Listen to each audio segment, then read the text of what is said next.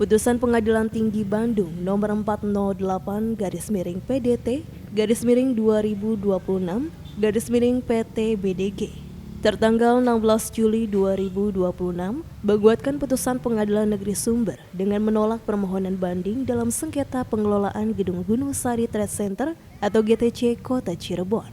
Menyikapi putusan pengadilan, Frans Simanjuntak melalui kuasa hukumnya Rudi Setiantono resmi mengajukan kasasi ke Mahkamah Agung. Pihak pemohon menilai masih terdapat sejumlah fakta hukum yang belum dipertimbangkan oleh majelis hakim. Di antaranya terkait kewenangan mengadili perkara, serta belum dilaksanakannya audit independen terhadap perusahaan. Kuasa hukum Frans juga menilai gugatan yang ditujukan kepada kliennya mengandung kecacatan hukum karena Frans digugat atas nama pribadi, padahal tindakan yang dipersoalkan berkaitan dengan jabatannya sebagai pengurus PT Prima Usaha Sarana.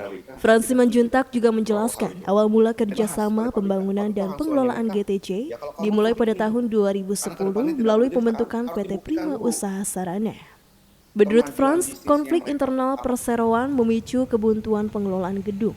Kuasa hukum Frans juga menilai ada sejumlah keputusan yang di luar kelaziman, di antaranya uang paksa 1 hari 1 miliar. Pun melakukan upaya hukum, yaitu menyatakan kasasi kemarin di tanggal 30 Juli 2026. Kenapa kemudian kami menyatakan kasasi? Karena kami menilai bahwa ada kekhilafan, kekeliruan dalam pertimbangan hukum judek faksi, baik judek faksi. Sementara Frans mengaku telah berupaya melakukan audit melalui kantor akuntan Republik Independen.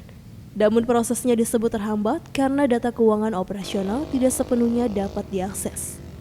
Frans juga menyebut terdapat indikasi aliran dana penyewa tenan yang masuk ke rekening pribadi, serta menilai tata kelola perseroan tidak berjalan sesuai ketentuan, termasuk tidak terlaksananya rapat umum pemegang saham secara semestinya. Kami tahu persis di beberapa waktu sebelumnya, Pak Wika sendiri sudah mengambil dana dari PT PUS. Maka kami minta diaudit dulu, berapa uang yang mesti disetorkan. Karena komposisi permodalannya kan 50-50. Apabila kita mau diminta tambahan modal, kita harus tahu dulu dong, posisi kita ini di mana. Kita kurangkah atau Pak Wika yang kurang? Dan berapa yang mesti kita setorkan? 100 juta kah? 1 miliar kah? Atau berapa? Pada itu Pak Wika. Akibat kebuntuan yang terjadi, operasional gedung GTC dihentikan sejak akhir tahun 2020 atas permintaan PT Toba Sakti Utama.